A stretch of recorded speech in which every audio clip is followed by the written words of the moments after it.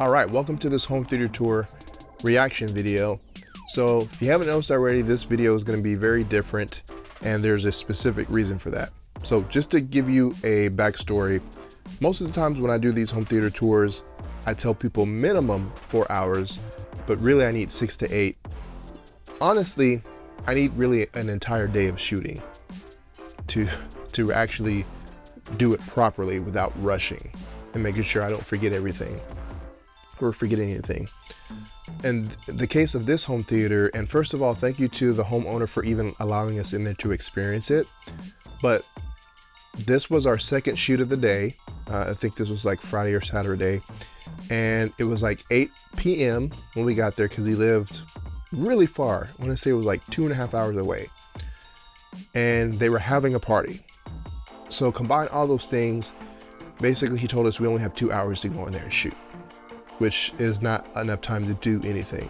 So basically all I had time to do was go in there. We got demos for ourselves to experience the room. And then I just had enough time to shoot what B-roll that I could. No interview, nothing like that. So this video is just basically gonna be a reaction video of the experience. You know, I took some B-roll and stuff like that, so I'll be able to put that in the video. But yeah, this is officially the last video of the epic home theater tours that I did in Chicago. You know, hopefully you guys aren't disappointed with it, because only 2 hours, that I can't really do anything with 2 hours. So what I'm gonna do is I'm gonna tell you his gear that he had in there, and then I'll go back and talk about my experience with each one.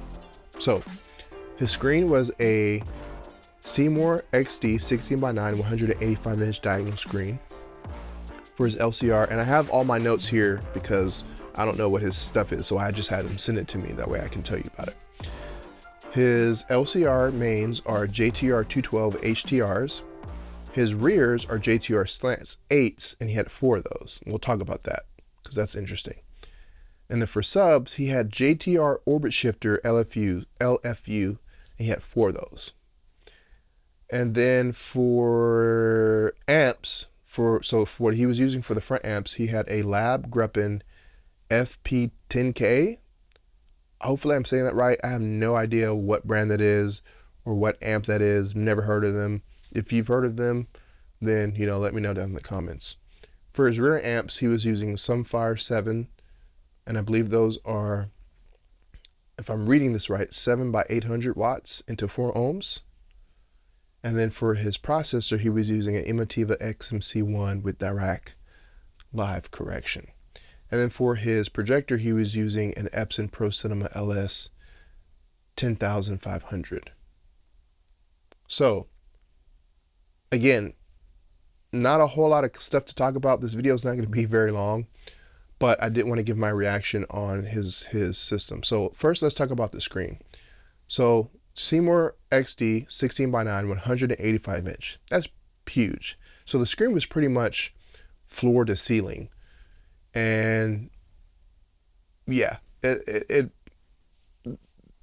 a different experience when you have a screen that's 100 or 100. I just recently upgraded my 100-inch screen to 110-inch screen, and that made a difference. Like, I'm like, wow, this actually, I didn't think it was going to make that big of a difference, but I can tell. So when you walk in somebody's room and it's floor to ceiling, it's just incredibly, incredibly immersive. And, you know, I've seen Seymour screens many, many times now. I've seen them 2 years in a row at, you know, M-Wave. I've seen them a bunch of times at Cedia, you know, and a lot of these booths have, you know, Seymour screens for, you know, the acoustically transparent factor when they're putting speakers behind the screen. So I've seen Seymour. I know what they're capable of. Great product, amazing, you know, amazing ingenuity and, you know, engineering. And I finally got one in my home theater. I just set it up a couple days ago, which I'll be making a separate video about that. But yeah, the Seymour screen was awesome. He had that paired with the EPSON, which we'll talk about. So incredible image. And then, you know, behind the screens, he had those JTR 212 HTRs. So again, you know, this was a JTR home theater tour primarily. I don't even know what else to say about JTR because it's been said already. And I'm still impressed every time I go to a system. If you know, JTRs by themselves are just incredibly impressive, but if you dial them in, if you've got like a really good processor, you've got some room correction, man, it sounds incredible. So yeah, his front stage, obviously they were behind the screen, so I don't have any B-roll of that. He wasn't about to take his 185-inch screen down just so that I could get some B-roll. So I don't have any B-roll of that, but I can tell you it sounded amazing up front. You know, having your speakers behind the screen is so much more immersive. I just recently moved my center channel behind the screen, and I'll be making a separate video, but wow, I wasn't expecting such a leap in how it sounds. But you know, when you have the speakers behind the screen, it looks like the actors on screen the voices are actually coming from those actors or whoever's talking on screen. And then for the rears, those JTR slant 8x4, that was very interesting, because when we walked in, we sat down, we did some demos, and then I was looking around, I'm like, oh, he's got 2 sets of surrounds. So also to give you some context, his room is in a basement, but it's an open floor plan. So again, with only 2 hours, I didn't have a lot of time for B-roll. So I wanted to make sure that I focused completely on the actual home theater room. So I don't have any B-roll or panning shots of the rest of the room behind me. Don't come at me in the comments, because that's not what's important. I wanted to focus on the time that I had there and getting shots of the actual home theater part of the room. But he had an open floor plan, so he wasn't able to put surrounds behind on a stands or mounted, but he had the 4 JTR slants, 2 on each sides, really up, not on the ceiling, but basically all the way up as far as you could go before he had to put them on the ceiling. I was like, that's interesting. I think he has 2 sets of surrounds. So it was basically a 5.1 system. Wasn't anything extravagant. No Dolby Atmos, no DTS-X, no, object-based audio, just straight 5.1 with 4, 0.1, but he had 4 subs. And it was pretty incredible. I have no problem saying that is the best 5.1 system that I've ever heard. And I don't know what the processor was doing. I don't know what the acoustics were doing, but I was getting some incredible phantom height activity above me and in front of me. And at one point, I after one of the demos, I looked to the homeowner and I told him, I was like, I'm looking up at the ceiling, I see acoustic treatment, and I'm thinking maybe he has some speakers hidden in the acoustics, in the acoustic panels, but I didn't think so. But I didn't see any speakers on the ceiling, and I asked him, I was like, do you have any speakers that are hidden on the ceiling? He's like, nope. He's like, it's just a 5.1. And I'm like, what is going on here? Because I'm hearing all kinds of stuff over me. And even, Scott, we talked about that too on the way home. We were like, dude, that was incredible. So obviously, he had to work within his limitations. And I think that's why he said he had 2 sets of surrounds. But man, whatever that processor was doing, or whatever, I don't know what was going on, but it was impressive. And that was probably the most impressive 5.1 system. And it was really tricking my brain, because I kept looking up and I'm like, I don't see any speakers. I know there's no speakers here, but I'm getting all kinds of stuff up top. Like, this is crazy. Like, how is this possible? How is he doing this? And then the subs, the JTR orbit shifters, those things are, so I had heard about those. There was a couple people there that had already been there, and they're like, you have to hear the orbit shifters. These things are massive. They're like mini fridges. So let me give you the specs on the JTR orbit shifter. So it's a horn-loaded subwoofer with an 18-inch driver. So he's got 4 18 subwoofers in there. The frequency response is plus or minus -3 dB, 37 to 121 hertz, 30 hertz high-pass filter recommended. Sensitivity is 103 dB, crazy, 1 watt, 1 meter, half space. Usable output 139 dB.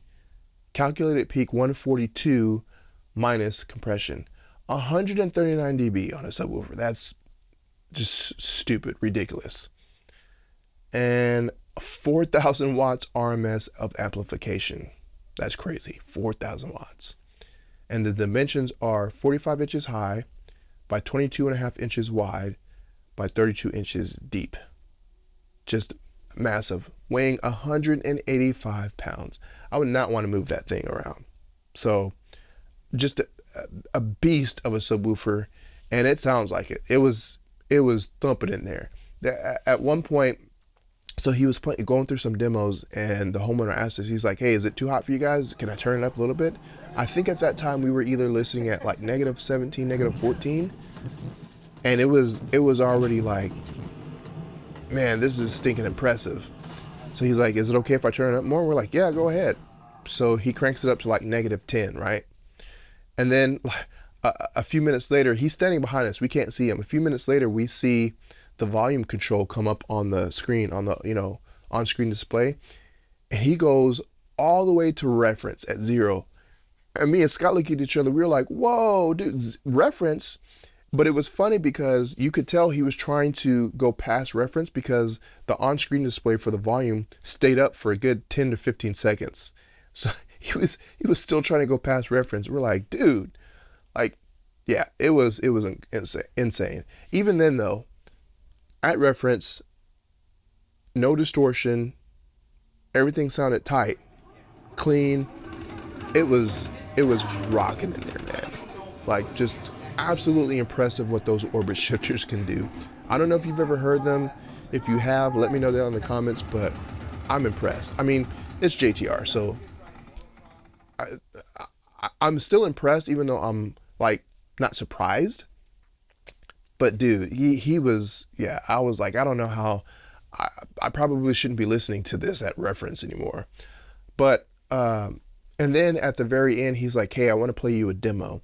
So he played a DVD of a Godsmack concert, really old Godsmack concert.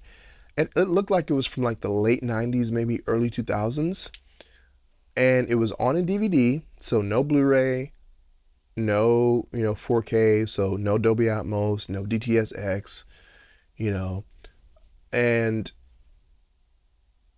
I don't know the name of the DVD, the name of the concert, but he played seemed like it was about 15-minute clip of Sully, the singer from Godsmack, and the actual drummer of Godsmack. They had like this drum battle, this live drum battle that was absolutely impressive. I think I've seen clips of it before, but he played that at reference. Dude, that was one of the most impressive demos that I've ever seen. I've got to find that DVD now and play that. But man, the recreation of the drums when they recorded it, whoever recorded that thing is incredible. The recording engineers did a fantastic job. But hearing that on those orbit shifters was like mind-boggling. It was insane. So yeah, those orbit shifters are no joke. And then as far as the projector, so when I walked in, I saw the projector, I immediately knew, I was like, oh, that's got to be EPSON, because EPSON had this really unique like aesthetic build. So I was pretty sure that it was an EPSON, but I'll go through the specs. So again, it was a Pro Cinema LS 10500. It is an actual 4K enhancement projector, so 4K E-shift. I'm assuming this is probably one of their very first ones. And this was like this didn't look like a home cinema projector. It looked like more of a pro projector. So maybe this was like an earlier version of like, the LS 12000 or something like that. But 4K projector or 4K E-shift, HDR, laser. So it must be one of their first laser projectors. Color brightness, 1500 lumens, white brightness, 1500 lumens. So not very bright compared to what we have now. I just upgraded to the QB1000. I believe that one is 32 or 3300 lumens. So not very bright at all. But again, in the light controlled room with Seymour screens, it looked great. Like, he probably doesn't need any more light output because it's light controlled in there, in the theater part. Let's see, pirate lens shift, pretty much all EPSON's projectors have that. So native resolution on that is 1920 by 1080 with the 4K E-shift. And modes, video modes, 720p all the way up to 1080 plus, you know, the 4K E shift, and the 4K E shift is 3840 by 2160. 3D, so for you 3D heads, you know, full HD 3D, and 14,000 hours, which is not very much compared to what we have now, 20,000. However, when I looked up the specs, and I had to look the specs up because I didn't know anything about this projector. 14,000 hours, but 30,000 hours on eco. So that's one thing that you'll find when a lot of these projector companies, when they say 20,000 hours, they're not very public about saying that 20,000 hours is usually if you're running it on eco mode. So if you put it on like the highest mode, high brightness, 100%, you know, then the light output is probably, it's not going to last 20,000 hours. Or by the time you get to 20,000 hours, the laser is probably going to be more dim, as you know, versus you would just run it at eco.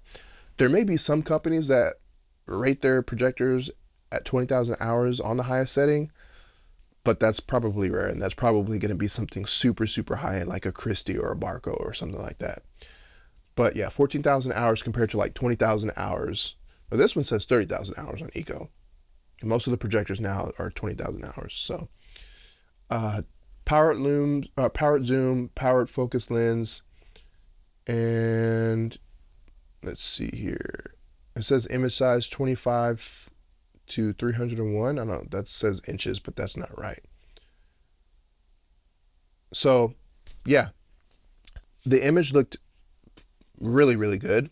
Obviously, you know, it's not going to look the best because it's a pretty old EPSON, and compared to some of the other other projectors that I saw on that tour, but it still looked fantastic. Again, we were watching it in the home theater section of the basement. Behind us, there were some lights on, and I didn't notice any of it washing it out. You know, when he had all the lights on, then yeah, it's washed out. But obviously, he turned on the lights for us to watch, you know, the demos, and I didn't see. It wasn't like I was like, oh, this looks dim or anything like that. So very impressive with that. And then as far as I think he was using an Apple TV and something else. I think maybe a streamer to show some stuff. I want to say a lot of those guys, they were using like their home theater PCs, and they were using the home theater PC. I don't really know how he was getting the image to the content to the projector, because his gear was kind of like off to the side, kind of like in the kitchen part of the area and like a wall. And I'm sure he probably just ran everything through the ceiling. And then as far as, I think that's pretty much everything, man. Again, this video is not going to be very long. It's not a whole lot. It's not very detailed. There's not a whole lot to talk about because we only got 2 hours, and his setup wasn't anything extravagant. It's the 5.1, you know, 4K E shift projector, but it was stinking impressive. So yeah, super fun time there. You know, again, thank you to the homeowner for letting us even be there, even though we were only there for 2 hours. This is officially the last video that I have of the Epic Home Theater Tours from Chicago, JTR. So thank you to everybody, man. Thank you to Scott. Dude, your hospitality was amazing. You know, driving me around for however many total hours that we spent. Thanks, man. Like, that was invaluable. I literally couldn't have done it without you, you know, driving me around. Tony, you know, both you, Scott and Tony, put this thing together behind the scenes. Basically, all I had to do was show it with my gear and film, and you guys, you know, helped out, you know, where you could. And yeah, this was super fun, super enjoyable. I loved every minute of it. It was busy. You know, I wasn't as tired as I thought I was going to be doing 2 a day. That being said, I don't know if I would ever do 2 a day again. And the reason is because, like I said, I really need 8 hours to film. If I could get a whole day, then that would be even better. But me personally, I just feel like doing 2 a day when you have to rush, 1 or more videos is going to suffer, and it's not going to be as high quality as some of the other ones. And that's just me. I've gotten incredible feedback from you guys on these home theater tours. And I appreciate all the support, all the kind words. You know, I love sharing these home theater tours with you, and I'm always trying to improve. I had a bunch of ideas in my head. Some of them I was able to execute really well, and then other times I was like, I'm not gonna be able to do that just because I'm space confinement or, you know, time limitations. But yeah, the next home theater tour is probably going to be mine now that I have my screen up from Seymour, and there's going to be all kinds of other content coming over the next couple weeks now that I can, you know, start catching up on some of the other stuff that I have, the gear that I have, and I've got some other stuff coming in. But yeah, man, this was super fun. Thank you to everybody that was, you know, involved in this. Can't wait to do it again at some point in the future. I'm probably not gonna do it anytime soon. At least get on a plane and go somewhere and shoot that many, because it's a lot of work. It's a ton of work, a lot of editing, a lot of hours spent. But again, I enjoyed it, and I know you guys enjoyed it as well. So thank you guys. Make sure you like, share, subscribe, and make sure you stay tuned for some more home theater related content coming on the channel in the very near future. Thank you guys for watching, and I'll see you in the next video.